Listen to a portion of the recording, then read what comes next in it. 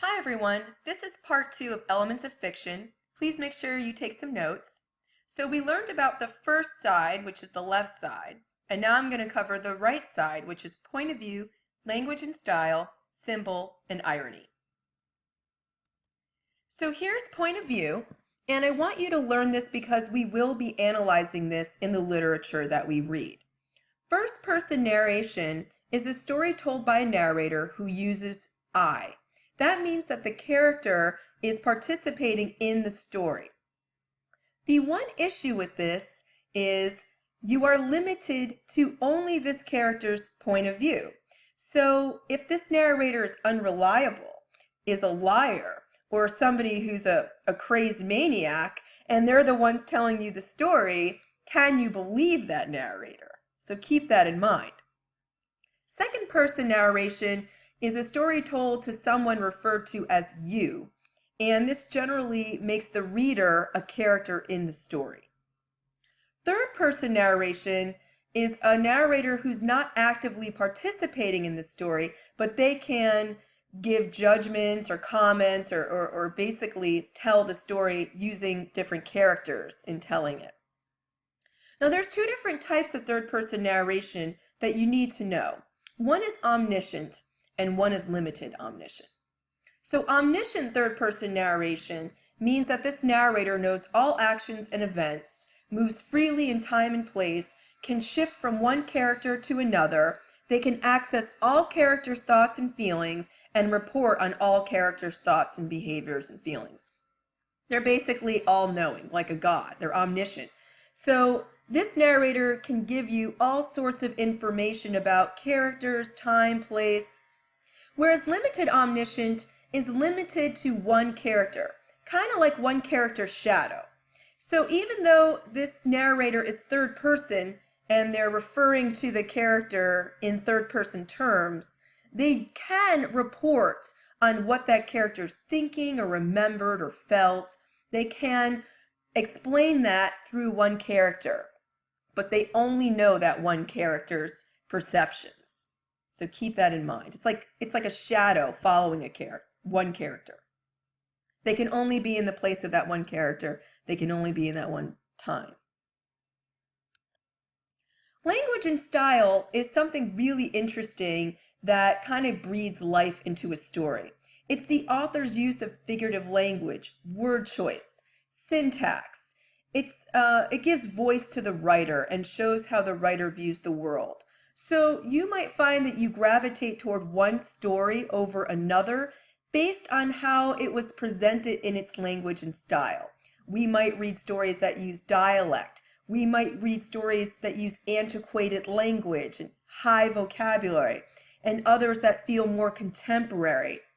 So think about language and style and how it conveys the story in a certain way. Symbol is something really interesting in literature, and we also see it in movies as well. It's an object, a person, a name, a situation, or it can even be an action that goes beyond its literal meaning. So if you see a character who's constantly wearing red, what could red symbolize? It might mean more than just the color of her dress. If it's constantly brought up in the story, then there might have a further meaning to it. If there's a piece of literature that talks about the sun a couple of times, maybe it goes beyond the literal meaning of the sun. What could it represent? Think about power and masculinity, force, and heat. Just like the color red can symbolize love or lust, it can even represent death and blood. Now, you got to think about, some of these symbols, but you don't always have to read into everything either. You'll know it's a symbol when the author poignantly mentions it in specific places within the context of the story. Just keep it in mind. Last but not least is irony, and this is one of those elements of fiction that we will be analyzing for our first essay as well, if you choose that essay topic. There are three different kinds that I want you to know. Verbal irony is the irony we're most familiar with. You know when people say one thing, but they really mean the opposite. And that is understood. When someone is saying something and they really mean the opposite, you know they mean the opposite of what they're saying. That's what makes it ironic. Situational irony is a little different. It's a discrepancy, and it's either between the appearance and the reality, an expectation that the reader has versus the fulfillment. It's what really happens versus what would seem appropriate. So here we are led down a path where we think something's going to happen, but then something different happens instead. That's situational irony. We think something's, these characters are really cool and everything's awesome, but then we find out the reality and we realize they're not who they say they are. That's situational.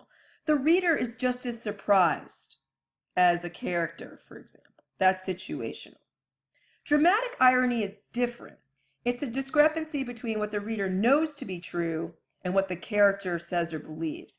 So basically, the reader is in on it. Think of a horror fiction movie where we know the monster's on the other side of the door and the character's completely clueless. We keep telling the guy, don't open the door, don't open the door. And they open it anyway, right? That's dramatic irony because we are in suspense. We know something bad is going to happen as the reader or audience, but the character is totally clueless. And that's what makes it dramatic. So know the difference between situational, where the reader is just as surprised, they were tricked, just like the characters, and dramatic irony, where the reader is in on it. They know what's going to happen, and the character's totally clueless. So know the difference. For more helpful links, you certainly can look at Paul A. Rubin. You can click on this. Let me see if I can click on it for you so you can get the URL. But what's really great about this is he gives you a lot of really cool information about elements of fiction, plot, sequence, and things like that. And I really, really like this website. And I'm just going to scroll down, and if you like something, you can pause the video and read up on it. But he definitely breaks down the different elements of fiction, and he has a lot of great references. But what I really, really love is at the very, very end, he asks some study questions. And these are questions you can ask yourself as you're reading to help you analyze the literature and how the elements of fiction work in the literature. So look at those study questions. I think it could really help you. Well, I hope that you learned a lot about the elements of fiction. You probably already do this sort of analysis when you watch movies. So just apply that same principle when you're reading stories. Thanks for watching.